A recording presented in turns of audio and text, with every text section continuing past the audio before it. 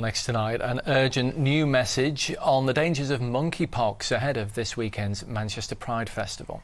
According to the World Health Organization, 98% of cases have affected gay and bisexual men. Well, today, a clinic opened in the city offering men a vaccine to prevent the disease. Lauren Duffy is the head of sexual health at the LGBT Foundation. She told me it's vital to stay vigilant.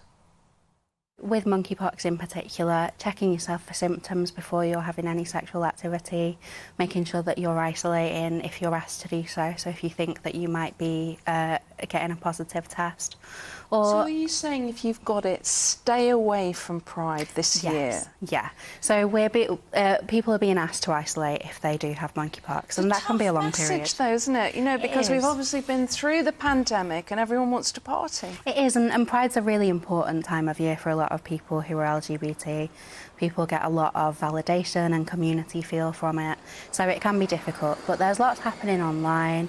I would advise people, if they've got friends who are isolating, you know, probably don't spam them with pictures showing what a great weekend you're having, but do give them a call, check in, make sure they're doing all right.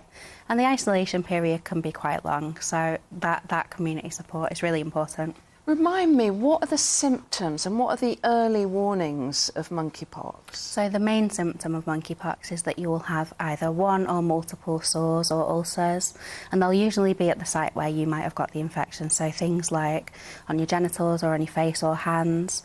Are they painful? Or? For some people they can be, yes. And then you might have general viral symptoms, so things like a fever or lethargy or aches and pains. And do you think that people's attitudes to this have been affected by the pandemic?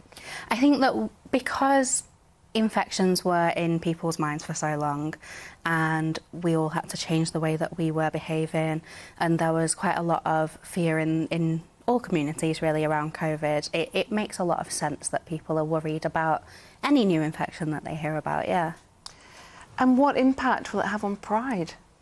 So it's really important to say that people, as long as they're healthy, absolutely can still have a great time at Pride. It's always important to me that people aren't panicking or worrying more than they need to. So it's important to say we're talking here about 56 cases so far in Manchester. It's not a huge outbreak, and the majority of people are going to be absolutely fine and absolutely safe. The thing is, though, we want to make sure that those numbers stay small. Yes. Yeah. So there's lots of tools that we've got to do that. So contact tracing, which is why we're advising that anybody who's having any sexual contact over Pride gets their partner's contact details. Things like vaccination. So obviously there's been a vaccination programme underway. There's been clinics in Manchester, most recently last weekend, and there are some running this week as well. Lauren, thanks so much for coming in to talk to us about it. That's all right. Thank you for talking to me. You're watching Granada Reports now on